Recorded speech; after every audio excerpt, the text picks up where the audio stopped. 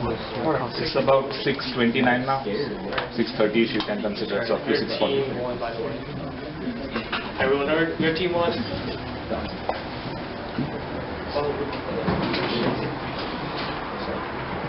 Hello, good evening everyone. My name is Sid, this is Hassan, this is Ron. Today, as we know, we'll be presenting our ethical analysis on some of the questions that were raised in the movie Etikana, of course. And as you can see, we will be more focused into the political and the social issues. So here you can see, these are some of the questions that we will be covering, but moreover, I've highlighted the appreciation, which is something that we are going to be talking about. For example, the culture of Etikana the culture of Etikana in terms of appreciation, and moreover, the appreciation payment. And if those payments are legal while developing any types of infrastructure projects. And of course, towards the end, we will definitely look closely to a study, or one of the cases. So, I'm sure everyone knows what appreciation is, and just to have it straight, we know that it's a recognition that someone is, get valued upon or is worth of. So, in the movie Etikana, appreciation is not solely related to those values. Instead, it is referred to another term such as bribery. In one of the conversations between Unoko and Francis, we see that Unoko does mention that cannot make any appreciation payments to anyone. It simply means it is a type of transaction, and moreover, a bribery case. So now, because we know that appreciation payment is also referred to be bribe in the movie, now we can answer some of the questions if it is legal to fund those money into developing infrastructure projects, and we will look at those by using the test and evaluate actions. So, of course, there are a lot of them. We see 5 right here and a few on the others, but I would like to more focus on the reversibility, where it says it's a good choice when a place has been traded.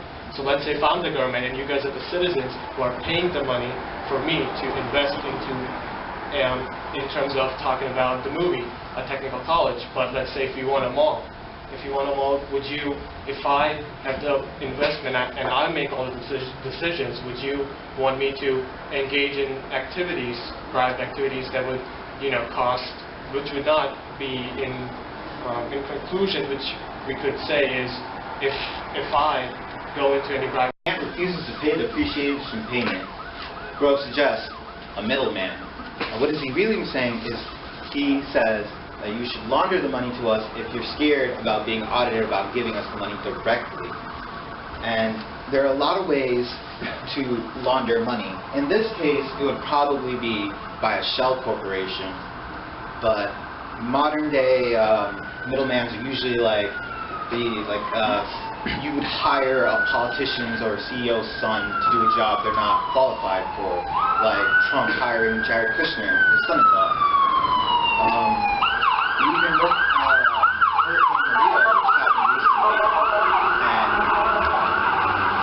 there was a $300 million grant offered to Whitefish Energies to fix all the energy problems in Puerto Rico after the hurricane. This company has literally 2 people who work for it. 2 people are going to fix all of Puerto Rico's energy problems for $300 million. There's no money laundering going on there. So that leads right into what happens when they don't pay the laundered money. And what Grove does is he goes out of his way to stunt the construction done by Ken, and by putting up toll roads and whatnot. And that leads right into utilitarianism, because AIDA eventually catches that there is something fishy going on. And when they catch it, they realize that AIDA's own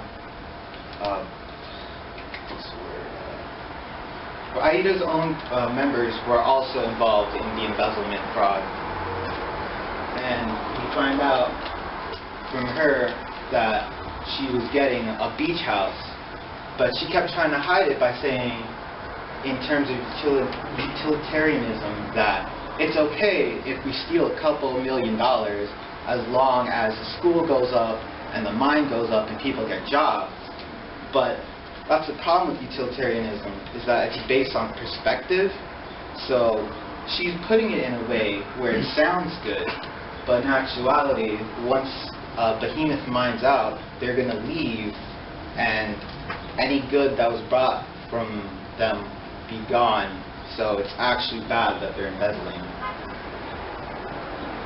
And that leads into the NSPE, the National Society of Professional Engineers.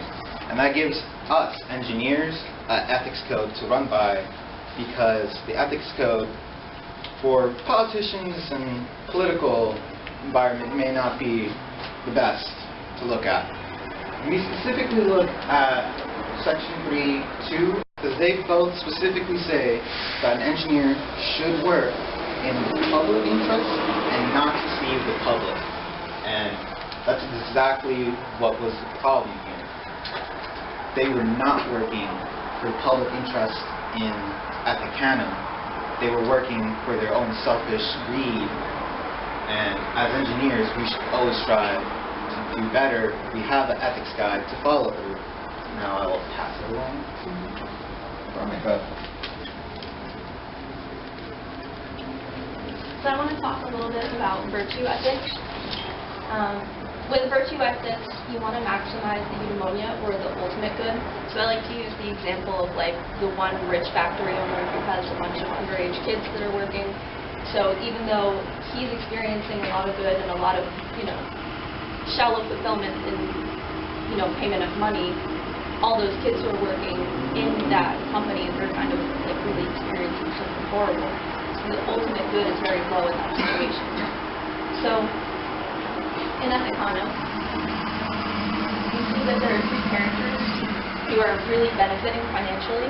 The country is benefiting, but the process all along the way, there's so many people who are getting harmed and, not actually gaining anything out of it in the process.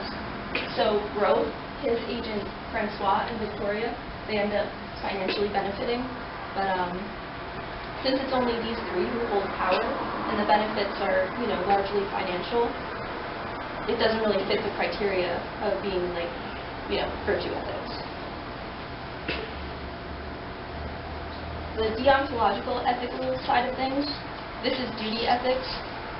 Sorry. So yes, it's motive-centered. The duties are absolute, and two criteria are emphasized here. But mainly, Double AIDA, they're a company that's all about combating corrupt business practices and funding ventures that are bad. They want to fund ventures that are beneficial to the public and that are very wholesome. So in this case, it was a venture that was beneficial to the public, but it wasn't a very wholesome practice all along the way. Victoria wasn't keeping her promises.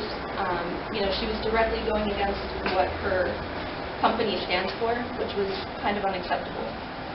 Maddie pointed this out multiple times throughout the film, and she ended up getting Victoria kind of fired. But so a deontological, ethical, doing the ethical thing, but then Victoria wasn't. So now I'll talk about Mano and Martine. If you watch through the whole film, which we didn't get to in class, you see that they get punished in the end, which kind of sucks. Grove had demanded appreciation from Inoko. They came to the agreement of training citizens of Ethicana to work on these big projects, but they would need to be schooled and trained beforehand before they could work on these. Grove changes the plan and publicly announces that Inoko will be directly funding the construction of a big institution, which is not the same as just training, employees. Inoko refuses to pay the full amount, so Mano and Martine, they kind of try and pick up the slack, and they go around and they ask their own people that they're familiar with, hey, can you help fund this? Basically they were extorting and embezzling money, but their intent was really good. They were trying to actually get something done for their country, and they were trying to do something the right way. We're led to believe that Grove's agent, Francois, turned them into the authorities. You kind of see him in his car, like, snickering as they're, like, literally being handcuffed. Mano and Martin are arrested, and they're charged with extortion, embezzlement, and bribery. So I kind of wanted to open up the floor and ask you guys, like, what you think. You know, did I miss any major points? Because, in my opinion, I don't think that what they did was wrong, but, you know, obviously they got arrested, so. Does anyone have any, like, differing opinions? Because that's really what ethics is all about, is having different opinions and saying, oh, well, I would have done something differently. Yeah. I agree with you. In reality, in government, they were behind bars, so it was up to them what they were going to do. As far as they said, Yeah, that's a good point. I certainly agree that it was wrong for them to get punished for that, considering that the leader of it was going to pay the first half of the technical cost for internet. Yeah, he was put in a difficult position, too, because he didn't sign on for, you know, erecting an entire college, an entire institution. He just kind of signed up for, like, hey, I want to help out. You're demanding monetary values, you know, but I can help you out in this way. And then he kind of got dragged into it, so it wasn't good for him either. Okay. Does anyone have any overall questions about how we analyze things?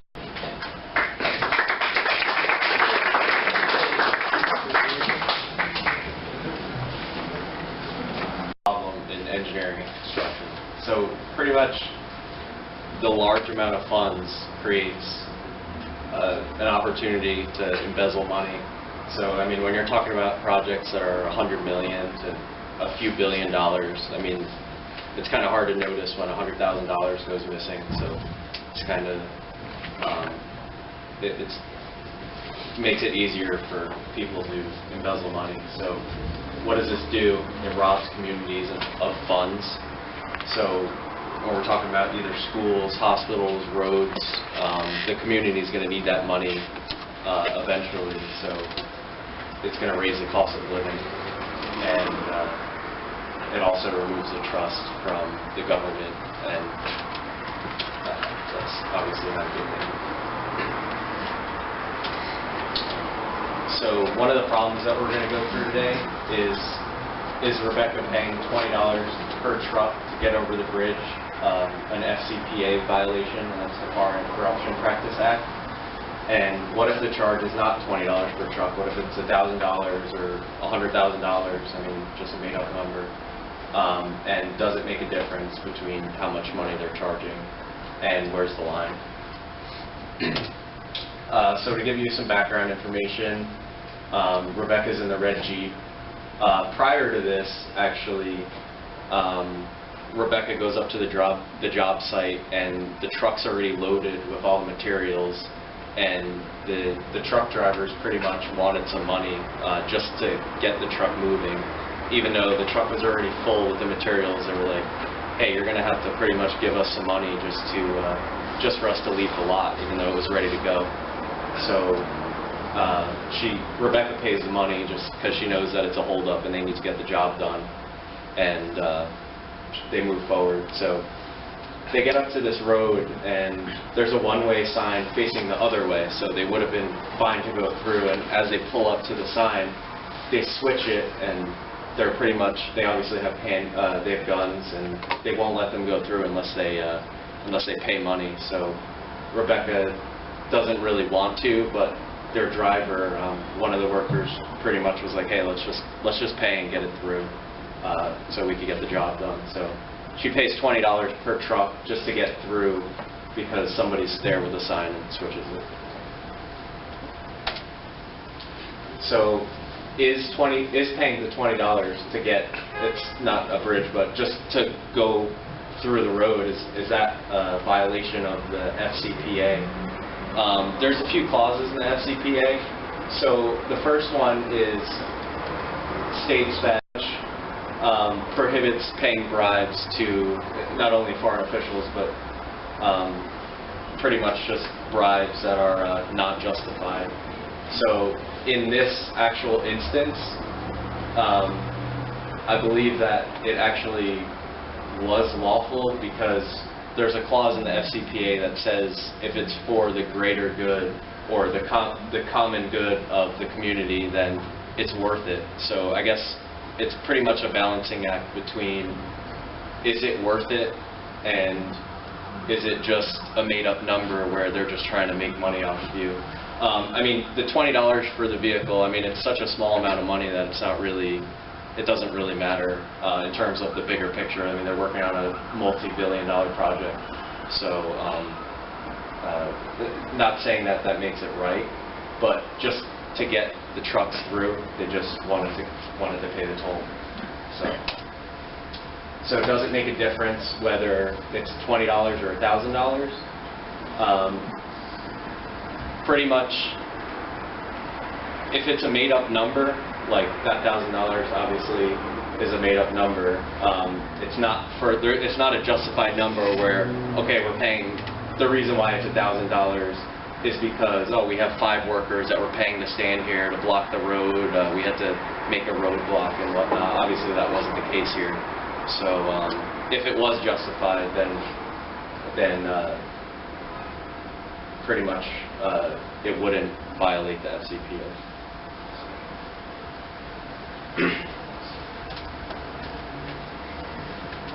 All right. So another question to ask for this situation is, should Rebecca pay the money to release the equipment and have the one-way sign reversed again? So to analyze this question, we could use the 3 ethical principles. The first is virtue ethics. Second is deontological ethics, and the third is teleological ethics. The first one, virtue ethics, that focuses on the agent. So in this case, is Rebecca morally right to give them the money? So like Jimmy said before, the money, it's only $20 in comparison to the sum of the project, which is a couple of $1 million. So if you think about it that way, $20 to $1 million is really nothing. And in that case, like, she really is not doing that much of a harm. The second one, deontological ethics, that focuses on the motives. So will her actions fulfill the ultimate good? So what is the ultimate good? The ultimate good in this case would be to get the project done. So if you get the project done, put it in the film, they were kind of putting the pressure on to get this project finished, because for their yearly quota, like this project was, the money earned from this project was already summed into that calculation. So if they don't get the project done, that looks bad on the company, and because of that, like, the shareholders might be unhappy and stuff, and we definitely don't want that, right? The third one is the teleological ethics. So this focuses on the consequences. So how many parties will be happy with her actions? So who does this really affect, her giving them the $20 to speed up the process a little bit?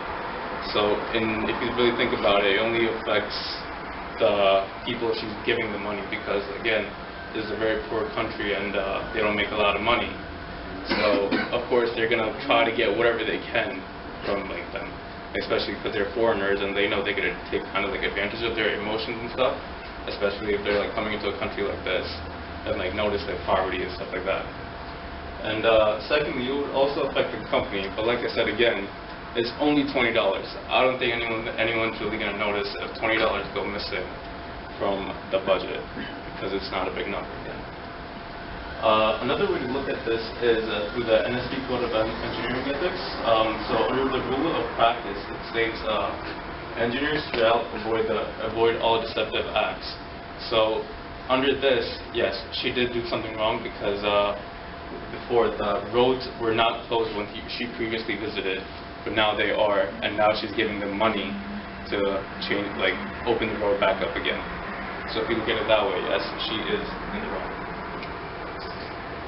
Another part of the question is, so are these bribes, or are these facilitation payments? So what is the difference between the two? So a bribe, according to the FCPA, is a sum of money or a gift given to someone to change their mind and have them perform an act of service that is not part of their legal or authorized activities. And the second, the facilitation fee is a payment that is made to speed up the process and get the job done quickly. So if you think about it, analyze the situation, the workers were not doing anything illegal or anything like that, except they really just wanted the money so they could like help, I guess, feed their families and stuff, right? So if you look at it that way, then that would fall under the facilitation fees, because again, she's just trying to like speed up the process, get the project done, have the workers like give them their money, like have the other workers that are part of the project like start their job so they can also start losses and stockholders. So what are the consequences if she does not pay? So like I said before, the project will be delayed. This doesn't look good on the company. Her supervisors will be unhappy because this project was also estimated in the weekly or the yearly quota that the company will be earning. Third, the project will put workers out of work for longer, because if the project is delayed, if they can't get through and ship the materials, then they can't start the project, obviously. And fourth, this will also delay the economic growth in Ghana, since like the workers can't make any money. There's not money in the economy. It's not flowing. It's kind of stuck, right? So, in my opinion, how would I deal with small bribery requests? So in my opinion, it kind of falls under the intellectual ethics. So, like we mentioned before, like the action, it does fulfill the ultimate good, which is to get the ball rolling and speed up the project. So I really don't think she did anything wrong. So the question that I'd be looking at is, will keeping a record or getting a receipt of the transaction, is that a wrong thing?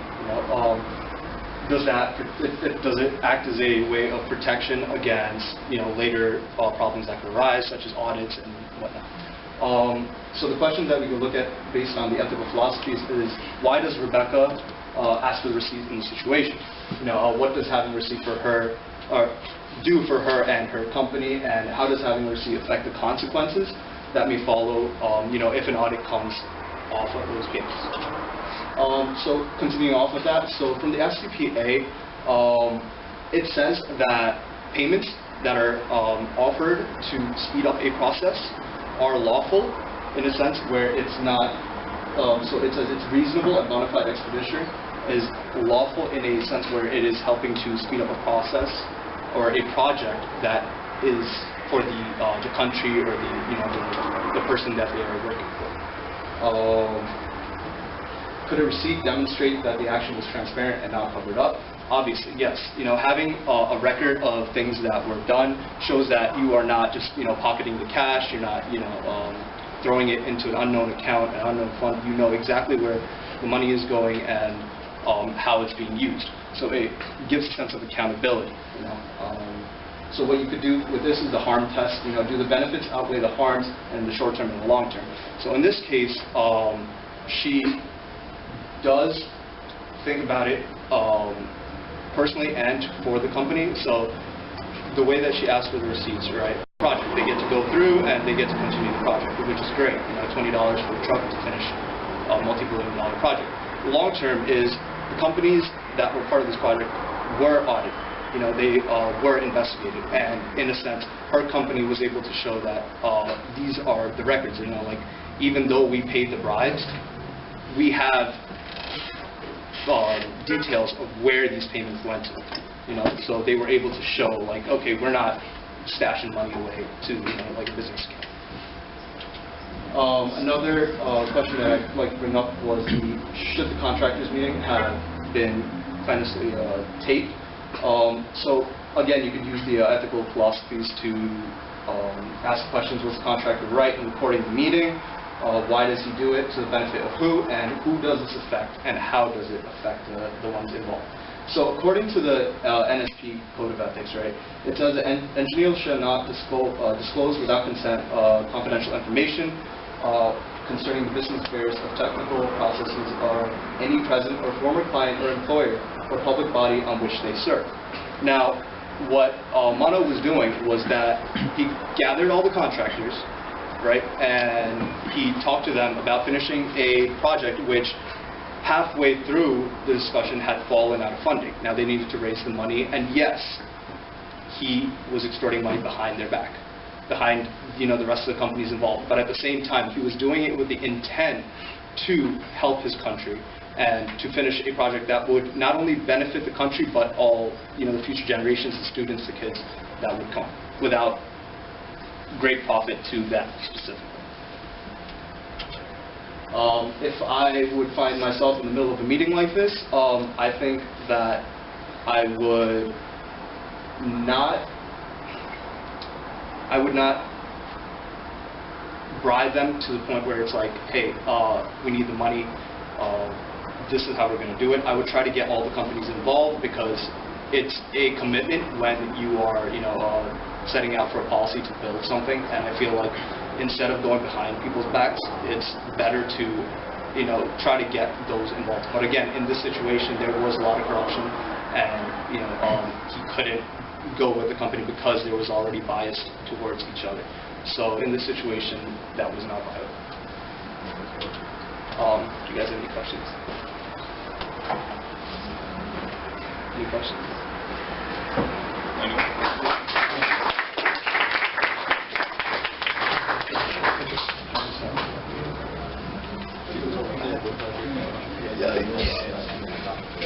Oh, I went way over time. Number 5. So today we're going to address the ethics of Ethicana, specifically the project manager's set of questions. Our goal is to determine whether certain actions in the movie are ethical, and we're going to analyze specific events and apply specific ethical theories to determine this. The first question is, what is an integrity agreement or integrity pact, and what are the benefits? And are there any drawbacks to this?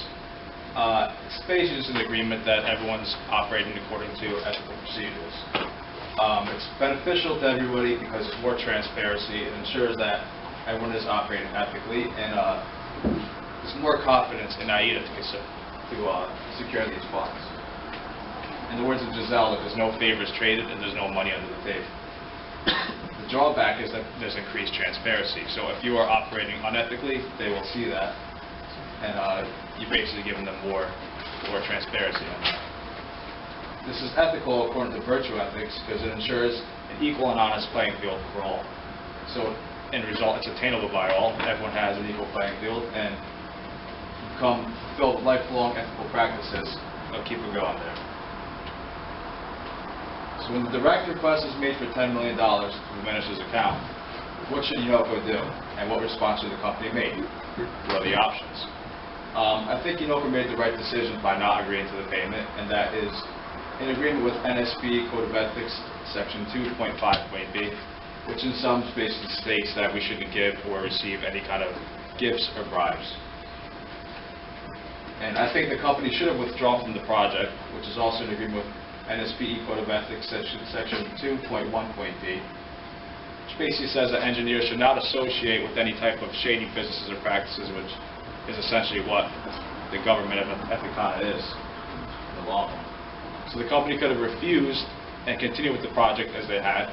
They could have refused outright and just pulled out of the project, which I think they should have done, or agreed to the payment and suffered the consequences of that action. So one place where Yunoko shows weakness is when Francois tells him that there were no competitive bids. What should Yunoko do? And is ignorance an excuse? So Yunoko knows that competitive bids are a requirement of AIDA funds, yet he kind of throws his hands up and says, I don't want to know any more about this. He seems a little overwhelmed by this. Yunoko seems to be the one that kind of is pushing the ethical issues in this film, and he's trying his best, but it seems to be that he's just kind of given up here. He should at minimum report these findings to his team members, especially his ethics and legal officer Giselle, who would not be happy with this. And I don't think ignorance is an excuse, because he chooses to be ignorant. Rather than pursue it further, he kind of just lets it go. And if we use the test, specifically the colleague test, this is unethical. Giselle would not be happy with him in this situation here. So should Francois' statement about having a way to handle exceptions with AIDA concern Yunoko? Definitely. I mean, right off the bat, this is just the writing on the wall.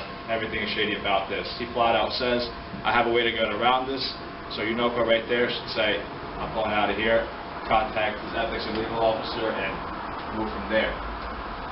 The situation itself, in the view of deontological ethics, is unethical because the motive here isn't good. Francois and Grisman Grove, they just want to gain personally, and they don't really care about the people of Ethicana or anybody else that they're going to extort. In the view of teleological ethics, however, it is ethical because everybody wins here. The people of Ethicana win, all the businesses win, and even AIDA wins because they're going to reap the interest on the repayment of the loans. So it maximizes the utility of all involved. Everybody's happy. Therefore, in this respect, it is ethical. Should Unoko have noticed Francois' reaction to Paulo's name? I don't think so. I think when we're watching the video after we know the situation, we know that Grisman doesn't like Paulo. We know that Francois doesn't like Paulo. It's obvious to us. But in his shoes, it's just a quick Paulo, and there's nothing really more to it. So in this case, I think Unoko is acting ethically because his motives are always good. He's not really like just pushing it aside. I don't think he just doesn't catch it. And I'll hand over the next set of questions to Renero. All right, everybody. So my questions are going to be more focused on Unoko as a person and more of how his responsibilities as a project manager should have been, how he should have established them. So the first question was, should Unoko have advised Ken to pursue the project? And you can safely say no based on two principles and two ethologic theories. The first one is utilitarianism. Based on utilitarianism, it's the philosophical belief that you should maximize the most benefit for the most amount of people. Based on what he originally thought and what he originally believed, he probably thought that this was the best way, this was the best choice. He thought that he was doing good by helping the people of Ethicana and by building the infrastructure and by training their workers and by giving them jobs. As we found out, or as we originally thought, because Grove told him that. But as we found out later, this ended up not coming to fruition. Everything sort of went, nothing sort of came out of it, none of the infrastructure was built. The project sort of ended up failing due to all the corruption everywhere. And if you consider it based on a duty-based ethical perspective, it's still not good because by duty-based you still need to consider whether or not the decision was sound from the start and then it ended up resulting in something good. Because the decision wasn't based on something and he still supported it, that still wouldn't be, even looking at it from a duty-based perspective, it wouldn't be a sound decision, it wouldn't be a viable decision. One policy that I would develop would be not to deal with unethical people in the future. In other words, you need to sort of address them as a person in the past. You need to consider their history. You need to consider whether or not they've been dealing as a shady entity in the past. And that's something you got to consider. You got to consider the whole picture basically as a project manager. Should Unoko have briefed his team before sending them down? Yes, absolutely. Ethicana, as we see, is a dangerous place. They've got people guarding like sort of tolls by force. They got a guy holding guns. He's telling you got to pay up before you move forward. Well, he doesn't really tell you. That's something that Rebecca, you sort of figure it out based on what the people, how the people sort of live there. The government is unstable too, as I mentioned before. The government is corrupt. Grisman Grove is obviously a corrupt person. He takes bribes from everyone and anyone. Based on the NSPO Code of Ethics, it says engineers shall not permit the use of their name or associate with any person or firm they believe is engaged in fraudulent or dishonest enterprise. As we know, and as I just said, Unoko knew that Grisman Grove was an unethical person. He knew that he wasn't an ethically sound person. Based on that, he sort of violated this code of ethics. He kind of went against it. He knew that he wasn't ethically sound. He still went forward with it. That being said, management has responsibility to their workers to make sure that they're being sent to a place that's safe.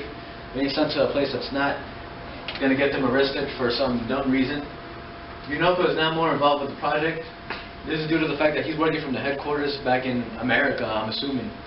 But Desmond himself is the project manager at Ethicana. So he's the one that Unoko should be communicating with Desmond, really. He should be communicating regularly, at least maybe even daily.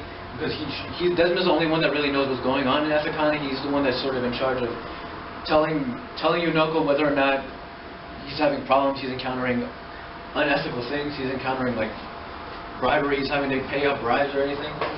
He needs to see what's really going on by talking to Desmond. Giselle is helping him by telling Unoko what's up. He's keeping tabs with Giselle. But that's not enough. Yunoko needs to put more on his part to actually talk to Desmond and find out what exactly is going on in Ethicana. Your obligation is to monitor the agent's activities on your company's behalf. You need to be aware of their practices, as I mentioned before. You need to be sure that they're not unethical, that they've not already been exposed for corruption, they're not suspected of corruption, they're not known for taking bribes, for extortioning people. You need to consider their past. And if you see something, you should say something. Desmond mentions this once in passing when he's talking with Francois about kicking Manuel Parlo out of the team. He says that he's going to report him, but he eventually doesn't do this, and there could be a number of reasons why. One of you in trouble, but because the company itself won't actually punish you, but being with your coworkers, they may end up punishing you in the sense that they might ostracize you, they might not want to talk to you because you kind of damaged their company and their reputation. But that's something you need to consider on a case-by-case basis, and at the end of the day, it's something you need to consider as an ethical person and what your values are. And for the next part, I'll pass it off to Angela. The question I did is, should Cat and Behemoth Mining take notice of the support being given to Henrytown? Well, I think yes, because both of these companies knew straight from the beginning that they were entering inside a country that had a history of political issues and problems. So they should expect such an act to occur from the minister. Also, when the minister commits an act of segregation, this obviously harms the society. One part of Ethicana is basically getting all the resources, benefiting from this project, while the other is being harmed.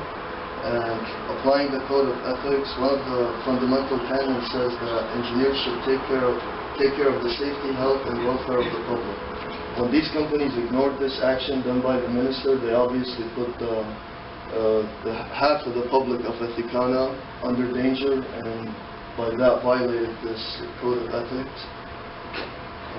The next two questions I grouped together because they're similar. The first one is, when should a company add a project to its forecast? Once added, does that preclude the company from changing its mind? The second one is, what should Yunoko do with Grove's statement about having an inside track with AIDA? How would you have responded? I grouped both of these questions together because they kind of both deal with the same thing. That is the idea of when to invest in a project or stop investing or even invest at all. Again, the fact that Yunoko knows that Ethicana had a history of issues before, and since the beginning, during the planning process, he saw that Grove already told him, oh, I have an inside tracker with AIDA. This way he's trying to avoid putting systems that track the money. This should raise a flag to Yunoko because obviously Grove looks like he's trying to steal. There's no reason for Grove not to want the money to be tracked unless he wants to do something shady. And he's doing this straight from the beginning, like right at the beginning, since they were planning the whole project, he's already doing shady stuff. So Yunoko here should apply a teleological point of view because he doesn't know the intentions of Grove. Grove is selling himself as like a good person at the beginning.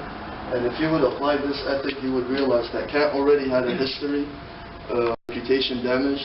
Agreeing to this kind of deal, when it's showing shadiness right from the beginning, would put his company at a big risk, and it could cost a lot along the way.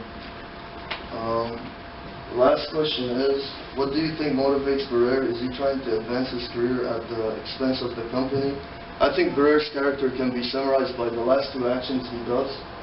One of them is carrying a briefcase filled with money to basically bribe people in Ethicana. And towards the end of the video, he was convincing the minister to speed up the processes for the project. And the minister tells him, oh, it's easy, just buy me a jet. And I will speed it up. And Barrere seems to laugh and continue with it. So Barrere obviously commits acts of bribery, and if we would evaluate bribery on any of the ethics rules that we've learned, we would see that it violates all of them. Because if you look at it from a deontological point of view, we can see that Barrere's intentions are bad. He would commit any act just to benefit his career. And that kind of selfish act, if it was done by everyone, would obviously cause harm to the society. From a virtue ethic point of view, having a career based on bribery Lying, cheating is obviously not self-fulfilling, and no one should strive towards that. And finally, using a teleological point of view, if people commit bribery, laws would be broken and our society would end up being corrupted. Do we have any questions? Okay. So you guys said earlier that Unoko knew that growth was unethical, and that he made a lot of decisions. And what I'm saying is, in the parallel world, if he did tell the workers about how dangerous it was there, and the workers didn't want to work there, I guess what I'm trying to say is, do you think he was justified in all of the actions he did, in total? In the parallel world? In this world, not the parallel world. I personally think Unoko should have realized right from the start with the AIDA deal that this looks very shady, and this is just the start. Like, they're just planning everything, and Grove already looks like he's trying to steal. And there's already a history that shows that he's done this before, and this country has a lot of political issues, so he should have backed off. I think he did the best out of everyone. He seemed to be the one pushing the issue the most, making sure everything was ethical, but I guess he didn't want to do too much. Yeah, a good guy, but he was still like an unethical person. And they even mentioned that too. Like, I think Francois tells him, "Oh, in the past, you guys have been, you've been okay with bribes." So, but he was the good guy.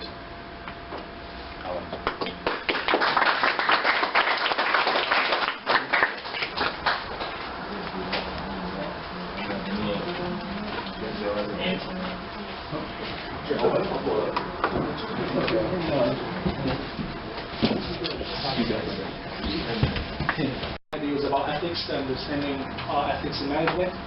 I'm going to briefly give it the definition of ethics. Ethics is the code of moral principle and values that governs the behavior of a person, of a group, with respect of what is right and what is wrong. Some few ideas about ethics and management. Ethics and management, and how ethical behavior plays an important role in the life of managers today. Ethics sets the standards as what is good and what is bad in the conduct and decision making. An ethical issue is presented in a situation when the action of a person or an organization might harm or benefit others. Human behaviors. Ethics can be clear and understood when compared with behaviors that are governed by law and by free of choice. Human behaviors falls into three categories, which is law, free of choice, and ethics. I'm explaining each one of them right now. Law, codified law in which values and standards are written into the legal system and enforceable in the courts. So, as an example, lawmakers makes rules, and people and corporations must follow them in certain ways, such as obtaining a driver's license, paying taxes, and following other local, states, and national laws. So, having a law, you're going to be punished if you do something wrong. And I'm going to explain another one, which is free of choice. Free of choice is, the domain of the free of choice is at the opposite end of the scale, and pertains to behaviors about which the law has no say, and for which an individual or organization enjoys complete freedom. Example, including a manager a choice of where to buy a suit, or an organization choice of two well-qualified suppliers. So, as a free of choice, I know where I'm going to buy my suit. It's a free of choice. But as a company, also, I'm going to buy this material from this supplier, that supplier, whatever gives me a cheaper price, I'm going to go for it. It's a free of choice. The last one, which is ethics. Ethics between these domains lies the area of ethics. These domains has no specific laws, yet it does have standards of conduct based on shared principles and values about moral conduct that guide an individual or a company. So, as ethics, ethics is a scale between laws and free of choice. So if you have laws, you'll be punished if you do something wrong. Freedom of choice. Say, as a manager is going to steal something from a site or something, or from a site or the project he's working on. You have a freedom of choice, and you have laws. Laws say this is bad, this is not what you're supposed to do. Freedom of choice, I'm going to choose. Whistleblower or not. And in this case, I thought it was interesting because he straight said that WIAIDA did not accept non-competitive bids offered. So that should have been competitive bids. So that piece of information, only that sentence, is enough for him to know that he is into negotiation that's not clear. So in this case, one sentence was enough. So for me, in my opinion, I think it's no ignorance excuse because he knew the policy, and at that time he chose to just don't tell me anything else. So that's why I chose this question. I think it happens a lot in the workplace. I work in a corporation, I go to meetings all the time, and I hear that a lot, like, I know what I know, you don't tell me that much, and that happens in the corporate world a lot. That's why I like that topic. So whistleblowing, it's something that if you took ethics here, you probably like heard a lot about it. And there's protections behind it, of course, like you can file for Whistleblower Protection Act and still be protected by law. But at the same time, you're going to have a very harsh work environment. You may not lose your job. How good it's going to be to work in a company where you whistleblow. So I think all these things play when you might have to make that decision. So for Onoko to decide whereas he want to proceed with that and whistleblow or just pretend to be like out of the page. So I think that was a good point of that question. So it comes to duty ethics, and I think the reason why duty ethics is associated to this point is because it follows rules. So there's no in between. It's either right or it's either wrong. So if it's right, you're good. If it's wrong, it's against the law. So in this case, the law is that should have been more bids.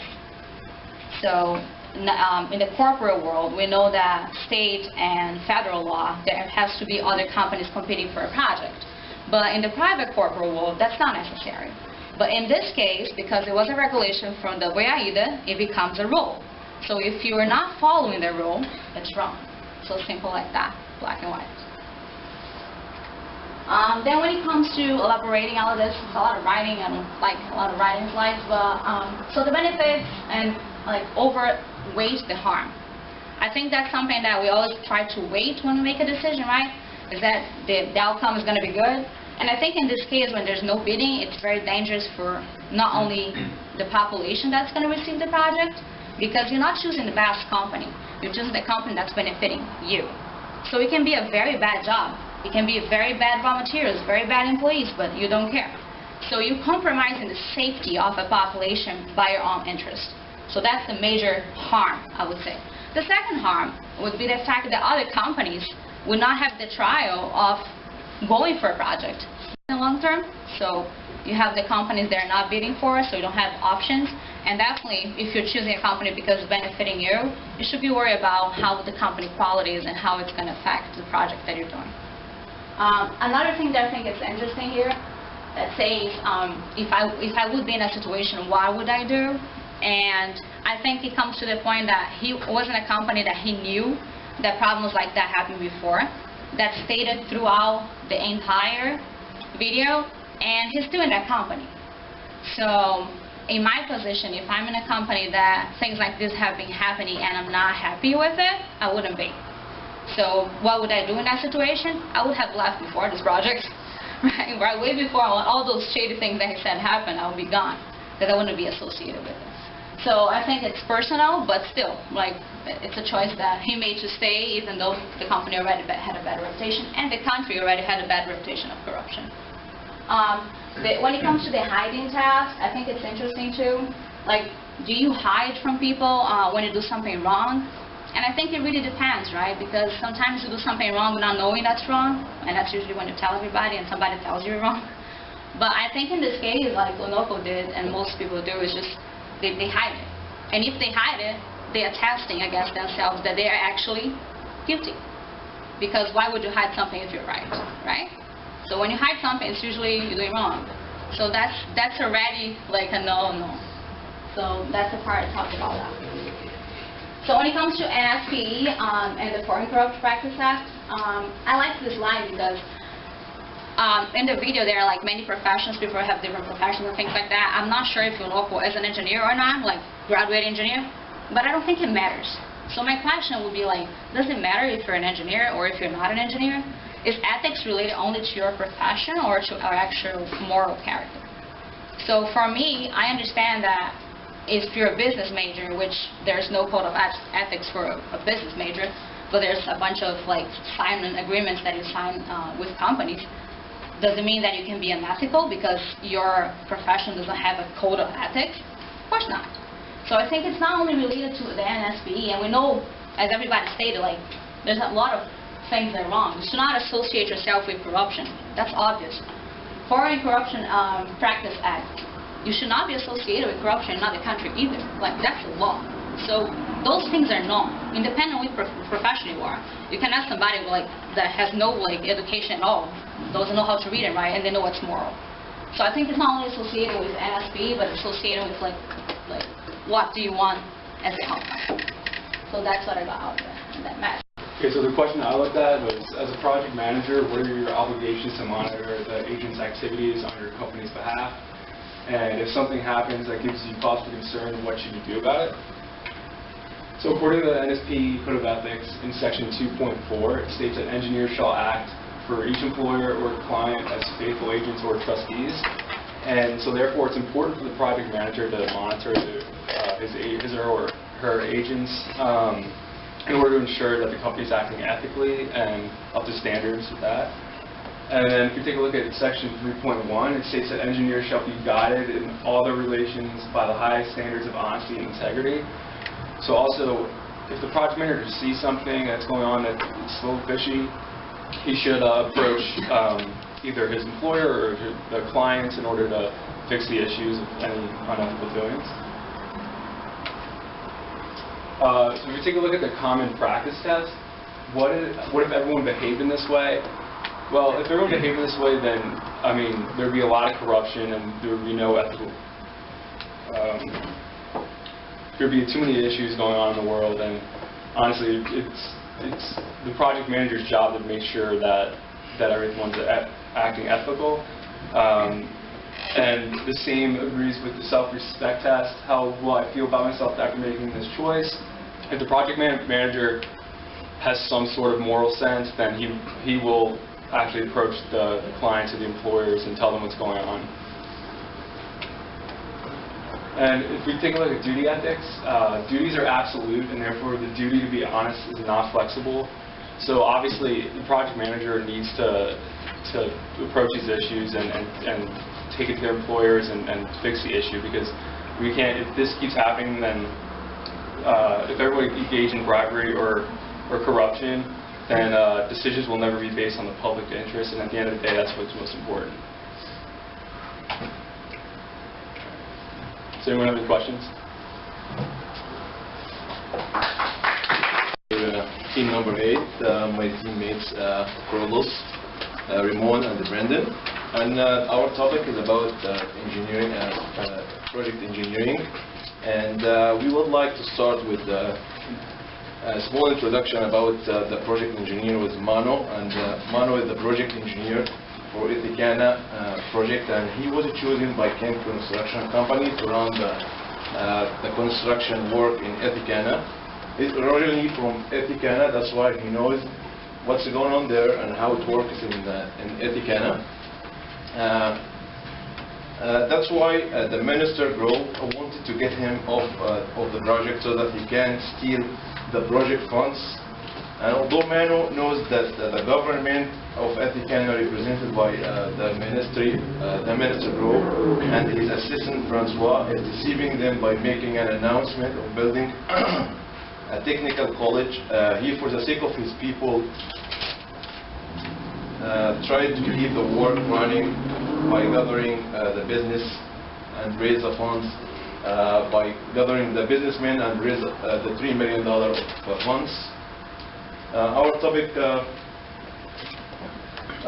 question is, with Francois' period of double AIDA delaying of cancelling the project, how should Desmond handle Francois' demands for Mano's dismissal and the relocation of the technical college? We analyzed using 3 ethical theories and 2 codes from NSP Code of Ethics and test to analyze actions.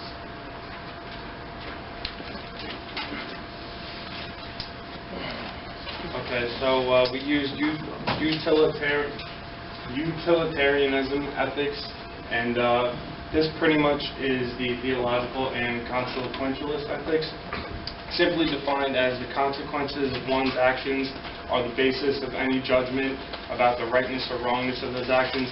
So this can kind of get skewed up sometimes, just because someone may think that one action is ethical, but another person may not think that same action is ethical, and it can kind of cause a little bit of confusion there. So pretty much you should have the right ethical mind when doing something. The right thing to do is just what benefits the largest amount of people in the long run. You don't want to consider doing something for someone who's unethical and it'll only help him, secure his pockets, when people out there should actually benefit from, doing the right thing.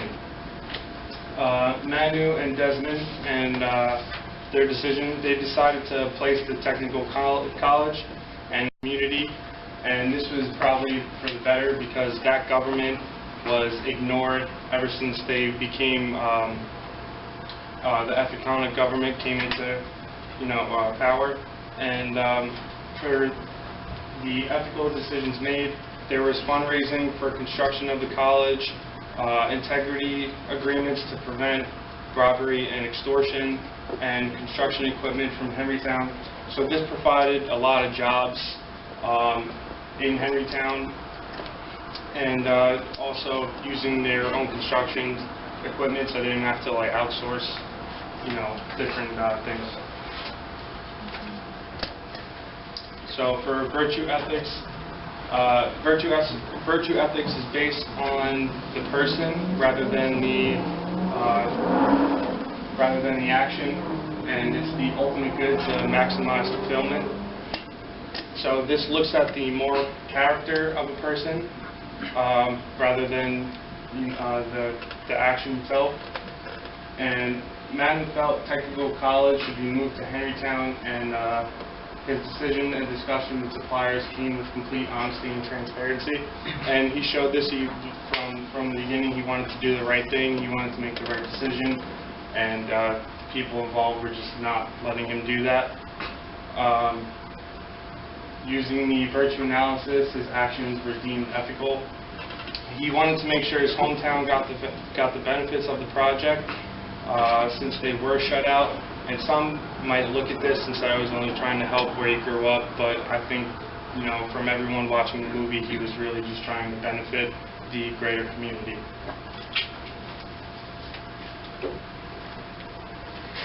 Okay, so what does duty ethics focus on? It focuses more on the motive over the consequences. So will these actions fulfill the ultimate good? So the ultimate good here is for the people of Henrytown to benefit from the technical college. So and also another motive was that Manu didn't want to get involved in the bribery happening. He found out that there's something sketchy going on, so he didn't want to get involved in the bribery. And he decided to move the college from Port Hope to Henrytown to see if there was going to be some reaction from them. And yes, we got a reaction from the minister and the Francois that they didn't like it and they wanted to keep it in Port Hope. Another thing about duty ethics is to keep your promise. So they promised they would build a technical college in Ethicana, but they just moved it to another place. They felt like Henrytown deserved to have a better situation. Everything always went to Port Hope, so they wanted to help Henrytown a bit. So action.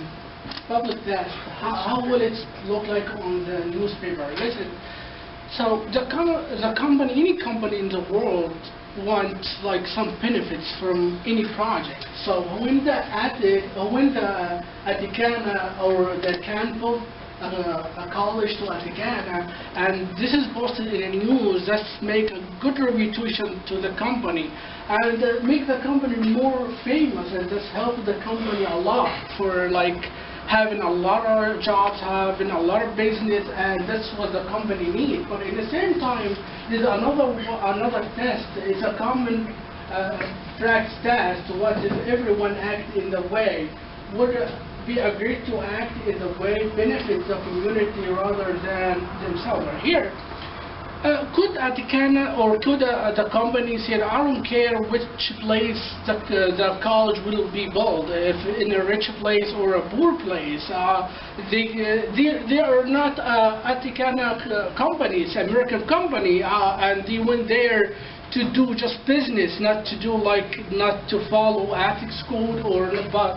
Because there is ethics code we follow at engineering, the company still want this ethics code and they still want to follow it. They refuse to build the college in the fancy place where everyone can see it, where everyone can look at it, but I still want to build it in Henry town because that's gonna be more advantage for the people who are living there. That's gonna be like people gonna learn from there, find a job because this part of the town, because everyone know from the video the company divided to two parts. One part is rich people and the other part is really poor people, and this company want to help the poor people because when Manu went there and was discussing the situation with the project manager,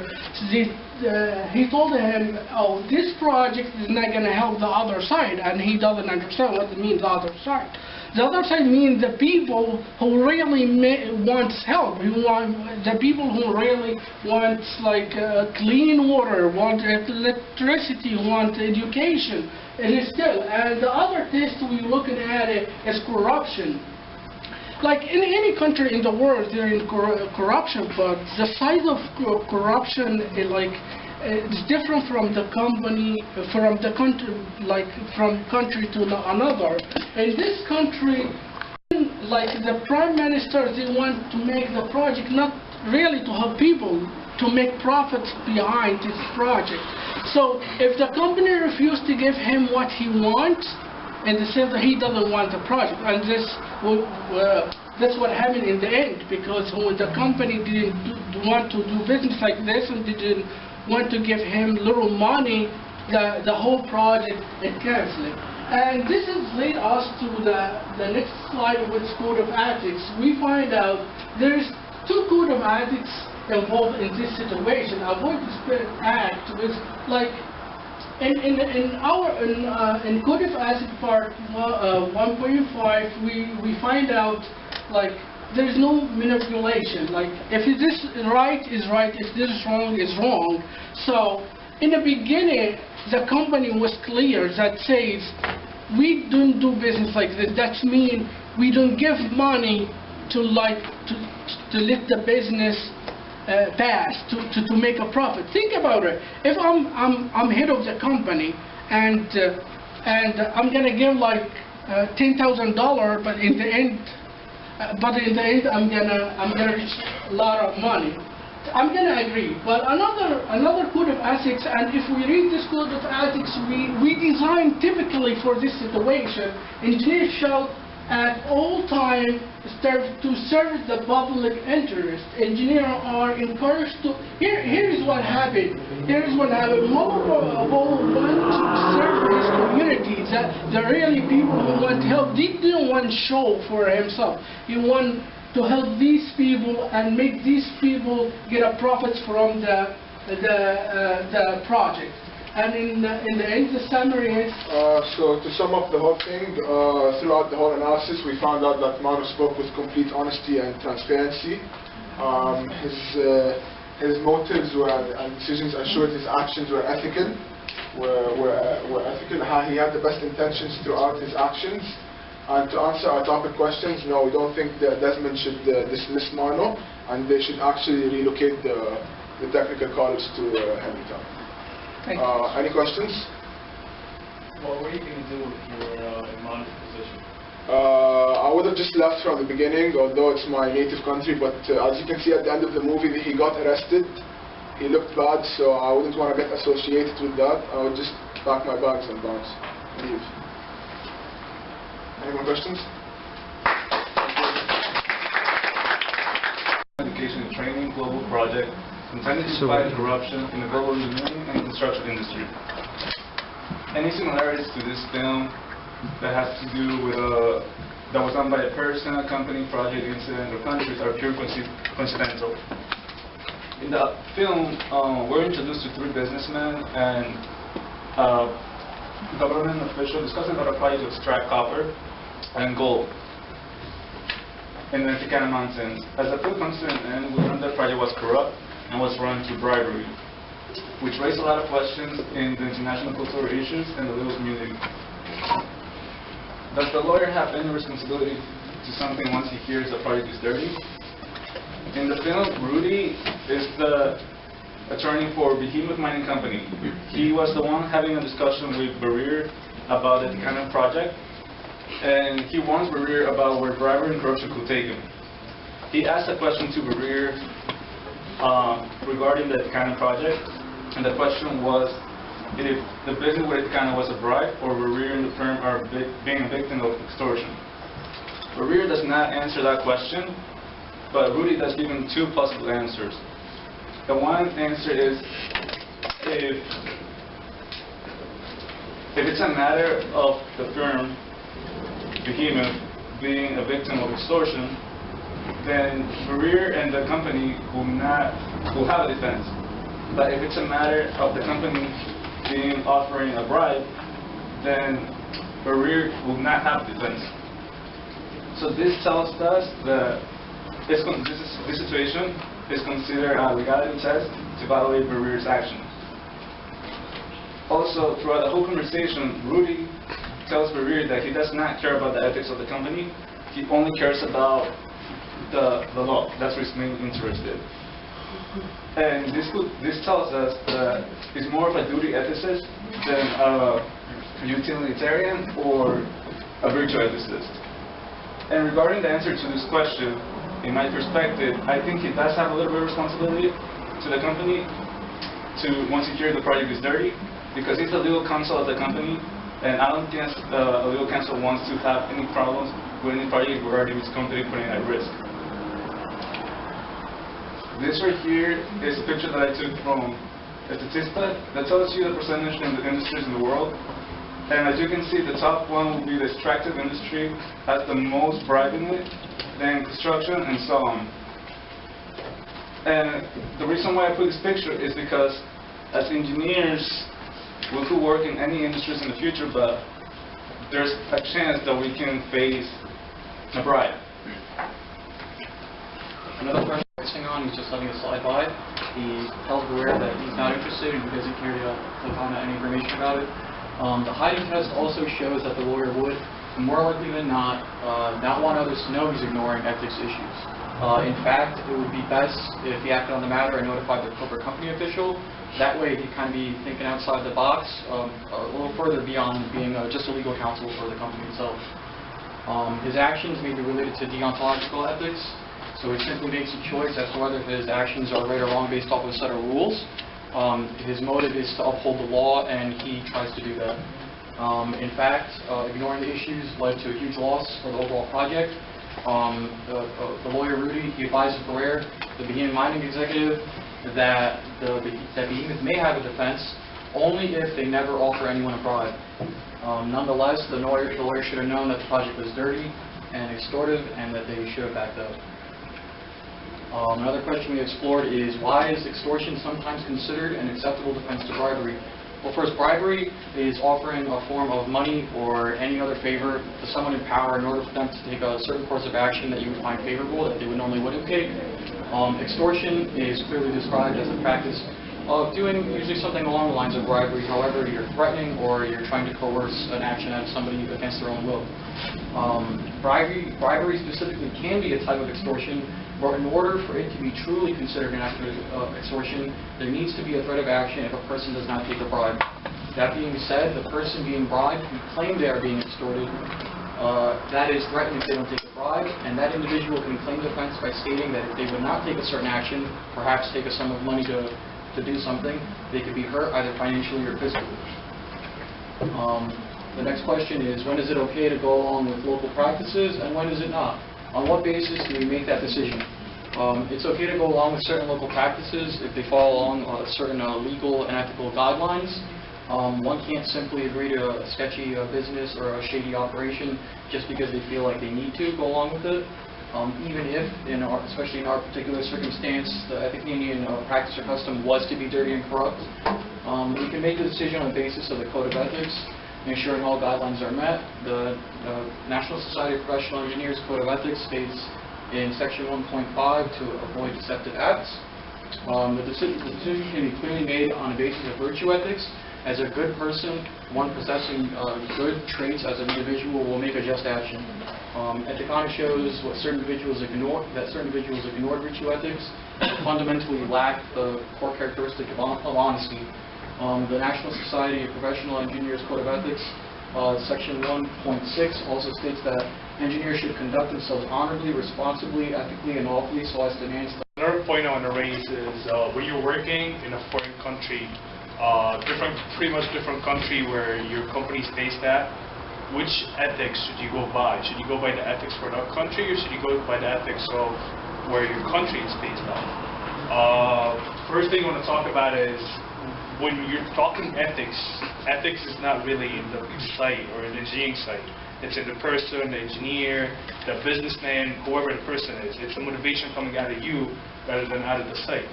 So you should really do what you think is right, which is part of the virtue ethics. I'm going to get to that in a little bit. So as I said, the location of the project should really not affect your decision making in any way possible. Whether it's gonna be bribery, whether you're gonna not do your work the right way, or slack in doing it, or give money to people to kind of get your merchandise going, which is the same thing that Rebecca did when she was trying to get her parts offloaded to the site, and her coworker actually told her the only way that things work around here is by giving money.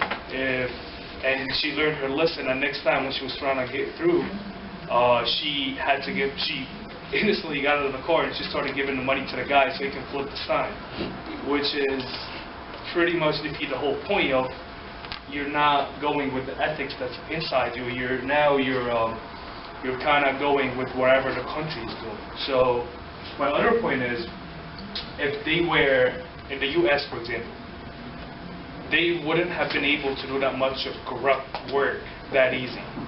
Only because they had the opportunity to find a country or a place that's corrupted with the help of the Prime Minister, Brisman Grove, they were able to put all that money in their pockets.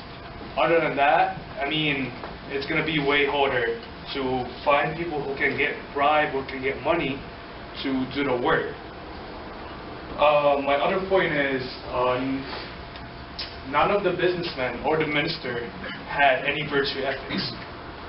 Pretty much, they were not good. They didn't have any good morals. They were all so down to do any kind of dirty work just to put some extra cash in their pockets, which, in my opinion, is messed up.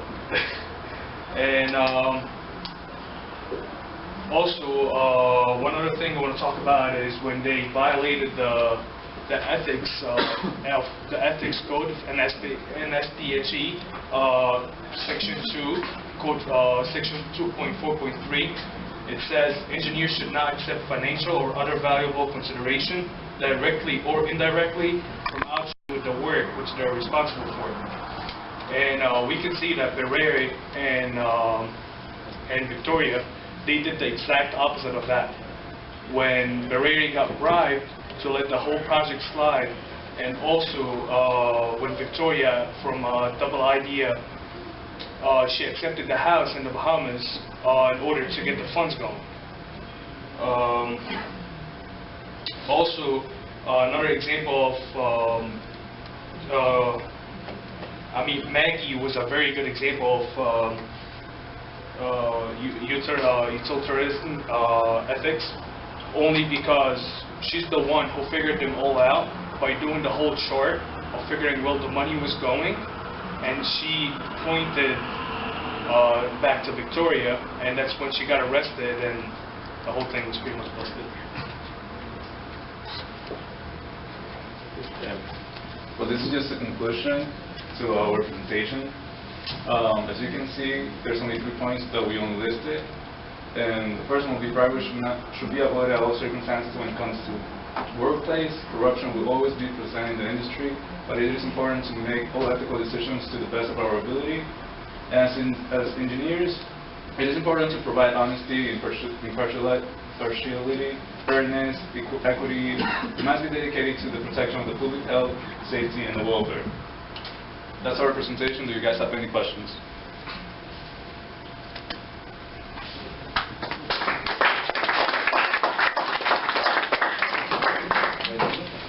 Rachel and David, and our topic was political and social environment. So for my part, I am delving into the questions about appreciation money and also the ethics of Malo Palo. So in the scene of Ethicana, we are introduced with Great Grove meeting with instructor Unoko. And they talk about this concept of appreciation money.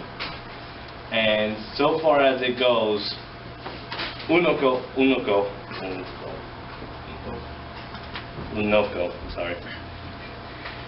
can't really can't take the money.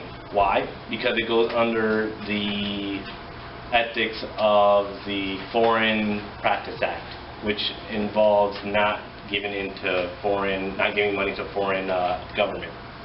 And though we also are questioned, what is appreciation? Well, in Grove's testament, basically appreciation for assistance, or basically, insurance money. So in this case, it empowers that Unoko chose the right choice, and he was very virtuous in not giving appreciation money. Why? Because in the end, that would have broken the law of the Foreign Act, as well as that he showed virtue for making sure the company is as legitimate as possible, as well as he's also tested for his legality. We also are brought into a legality test, which is, would this choice violate the law? So, if Unoko did do the appreciate money, he broke the law. He broke the Foreign Act, which would cause more disruption in both U.S. customs than ever before. And so we continue on with another theme, which is the ethics of appreciation money. Honestly, in my opinion, it's very improper. It's basically bribery. You're still giving money and everything for it. And so, the way it's different from facility payment is that with facility payment, it's given to foreign governor to enhance the project more. And from that, we can go under loads of ways it broke ethics. But my main ethics was it broke the code of ethics for engineering, which is engineers are not allowed to take money, materials, or anything. They're not allowed to take commissions, as well as that they're definitely not allowed to go and turn into outside employment. And so with that, I want to say that ethics for appreciation is that no matter what, appreciation payment is still bad nonetheless, and it's not worth getting your hands into. In the end of the scene, we are seen with Malo Palo suggesting a technical college to be put in Henrytown. I think our question was that if it was admirable for Malo to put it in Henrytown. My opinion, absolutely. Because not only does the poor prosper, but Grove doesn't get his dirty laundry money into the whole town, and most people prosper from it. As far as a lead engineer, can he also say no to Grove for not putting it in port? Absolutely. Why? Because he's the lead construction engineer, and because as well as that the Unoco's corporation camp is paying at least half of the money for it, and I think it's qualified that it's the best choice to put in Henrytown. And so this puts in a utilitarianism kind of view. Why? Because Mano is making one choice that can dictate good or bad. Good choices, he makes a good choice, and well, people prosper in Henrytown. Bad choice, Malo had to get some suppliers, which break some codes of ethics. You also have, as well as the Grove not sending money, as well as possible him going to jail for trying to take money from suppliers. We're also put in the harms test, which is good outweigh the bad. And I think even he shouldn't have gone to jail, and there was a lot of good that could come from Henrytown developing in a technical college. And with that, I bring in Rachel for next. So delving into more of the questions concerning the political and social impact of these payments, we're asking, are payments to government officials always wrong? So there's a couple of different ways to assess that. First, if you're looking at the harm test, which benefits outweigh the harms, short-term and long-term, it depends on the outcome of the bribe, the morality of the politician's cause. As we saw in the movie, there were some ethical, some non-ethical decisions that were being made. However, most of the bribes that were being paid forward were for non-ethical uses. So we're talking about utilitarianism, which is the ultimate consequence. So looking at the ultimate consequence, does it benefit the public? Does it not benefit the public? So delving into the question, are they bribes? How do they differ from a simple tip / what would be made in recognition of a service that is being provided? How do they differ from donations or political contributions? It also goes into the question that the training manual asks, which is, do I want others to know what I'm doing? Most of the decisions that were being made within the movie were kept quiet, behind closed doors, in meetings, and usually decisions that are being made in this way are not usually ethical decisions, just based on historical. So you're accounting for all the affected parties. So essentially, at the end of the film, many of the participants were in trouble / arrested, and essentially no good outcome kind of ends with that situation. So you could tell that all of the different donations, all the different bribes, payments that were being made definitely were not ethical. So looking into the do I want others to know what I'm doing, the harm test, you can definitely tell that it was unethical based on these questions that are being asked. So to whom can you report unethical practices? Because we are talking about this from a political / government standpoint, anti-corruption guidelines are enforced when infractions due to ethics are reported by members or non-members of a particular profession. As we mentioned before, NSPE has their code of ethics, so if any of them are violated, companies naturally have to respond in order to avoid complications. Every company should have an ethics board or human resources team to deal with these types of situations and dedicated to receiving complaints of ethics violations. Government should also have ethics department. For example, the United States has the Council for the Inspectors General on Integrity and Efficiency, an office with professional responsibility, each of which deal with ethical questions such as the ones raised. So can people's behavior be effectively changed and therefore a company's culture through anti-corruption or ethics training? And in my opinion, the answer is yes. Morals, ethics, and laws change over time. 50 years ago, ethics laws were not what they were now. Though it's not perfect still because there still are situations, we abide by a general set of laws such as the NSPE Code of Ethics to be overall morally correct. As people experience more and learn more about the world of formal education, they have more resources by which they can make judgments about the behavior of their fellow humans. An example commonly brought up is the Challenger disaster. After this happened, there was a more push for ethics and ethics boards and ensuring that engineers were more compliant with the standards set forth by companies. And this is an example where the government and politics got directly involved by creating sets of laws and also commissions within specific companies to prevent things like this from happening again. So how training decreases ethical dilemmas. Businesses transformation programs change management initiatives. So the more you're focusing on being more ethical, management initiatives are changing. And so as the climate changes, what you're working for eventually changes as well. And that's very important. And that's why companies are focusing on being more ethical to meet those management initiatives. You have to also learn what really matters in your organization. Chances are what really matters in a good ethical decisions that involve bribery and payment, what matters most to your organization is making ethical decisions that probably don't include those closed-door decisions that involve sketchy donations. And you build a strong and diverse personal network, so by having different people who have a different set of ethics, like was mentioned before. People have different opinions. Like, to bounce that off of different people and develop different ideas definitely helps to create a more ethical company, and overall to police what we're doing as a whole. Alright, so we're going to go over different forms of corruption and how they were involved in Ethicana and also outside the world, and not just in the movie. So corruption is an unlawful and inappropriate behavior to benefit in forms of financial, personal, or social recognition. So from personal experience, I'm Polish. So I know in their culture, it's very corrupt in business standpoints to just let people who you know in, no matter if their skill set is what you need or what you don't. So is corruption a cultural thing? It can be, especially when you look at it in a system. So certain systems like the law enforcement system, we see it very common in America where people get in based off of who they know and not necessarily because they deserve it.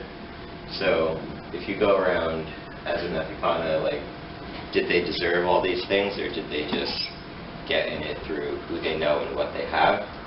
And then it also could be an environmental system. So if your work environment is corrupt, when you go into it, you're more bound to also form into that corruption and proceed to being that kind of person. Even though you may think it's ethically wrong, it's what you learn over being there. So one form of corruption is bribery, as we saw with the sign switching, is just paying to benefit yourself and others. As Dean went over with bribing to skip lines, get different services. If you go to different resorts outside the country, you slide a little bribery tip under the table off the receipts, and you get better service with expectation to receive something that benefits you more.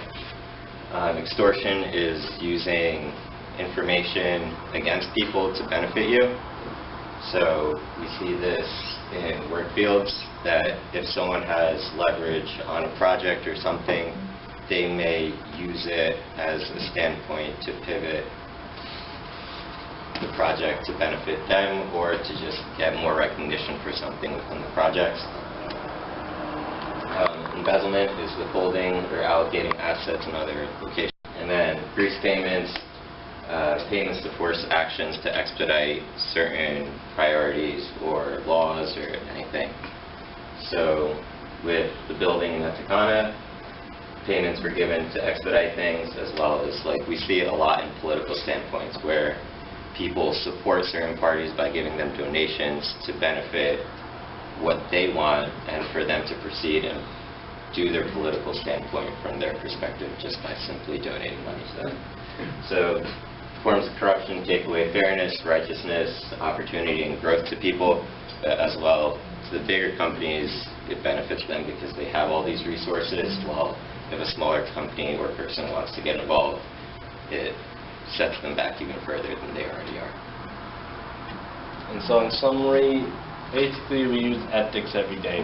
It's the choices that we make that chooses us a better life or maybe the worst of life. Based on everyday life, we get to choose whether we can be something good, something bad. But no matter what, I think our life should be based off of a lot of issues, like the test that was used in this packet, which was evaluating a lot of the stuff that comes with everyday life. And I think we should follow that for most of our majority of our job-wise life. Thank you. Any questions? No? Good.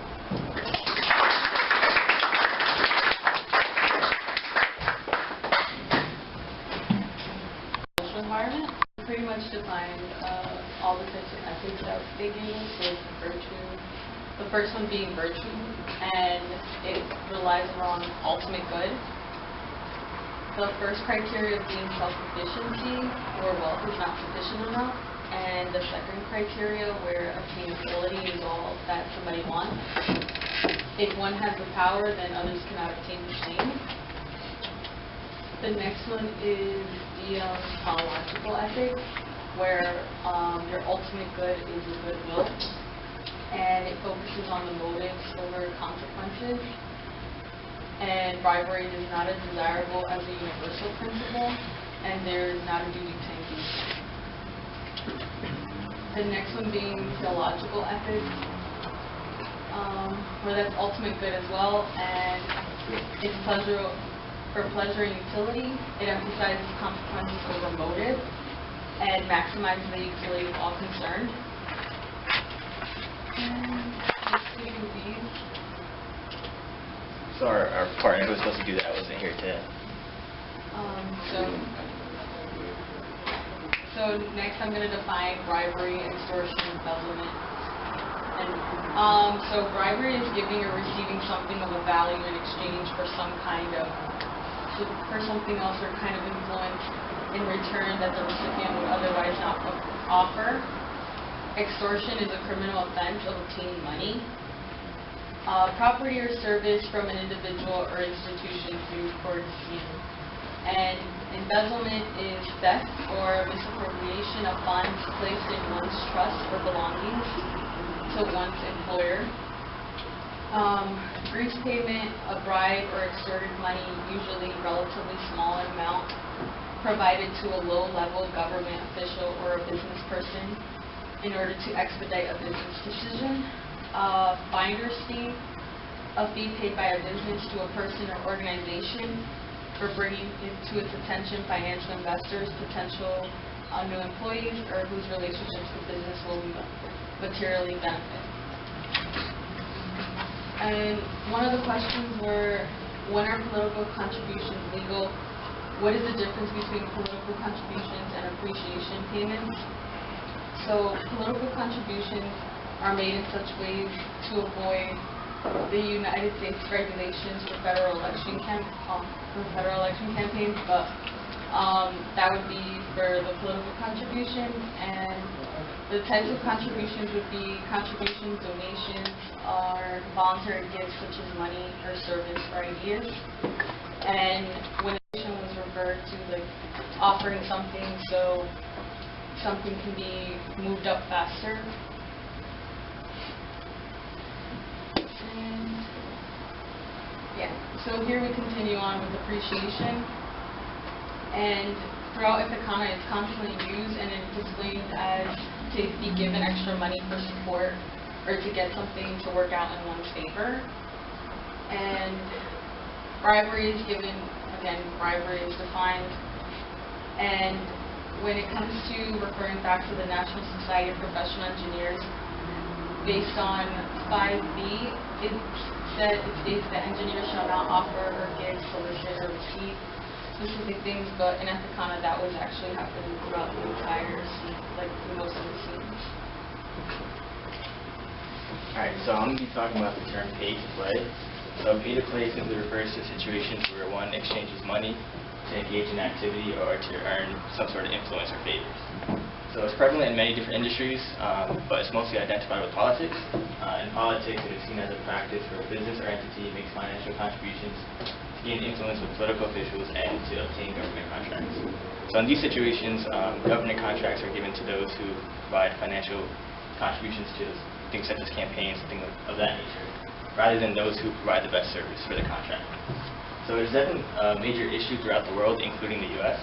In the Ithacana movie itself, the high-level executives that were participating in those acts, they were either jailed, lost their jobs, and they also definitely hurt their company's reputation. So unfortunately, there aren't enough restrictions and laws preventing these acts. States prohibit bribery, but there are few restrictions for campaign donations for people seeking these sort of contract-seeking businesses.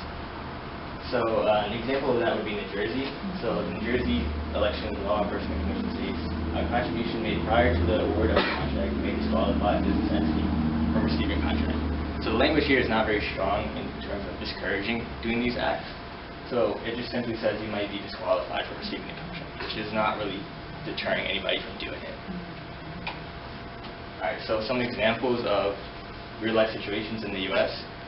During her time as Secretary of State, Hillary Clinton was investigated by the FBI for being accused of these acts. Her accusers claimed her foundation promised favors in exchange for donations. Donald Trump was also accused of this, but in a slightly different way. He was accused of creating financial relationships between him and those seeking his influence, but through his businesses rather than campaign donations. So as I mentioned, it's not only in politics, but in many different industries. An example, U.S. Attorney June Kim says there's a pay-to-play culture that flourishes in the NCAA, where athletes and school programs receive donations and contributions from companies and sometimes even parents.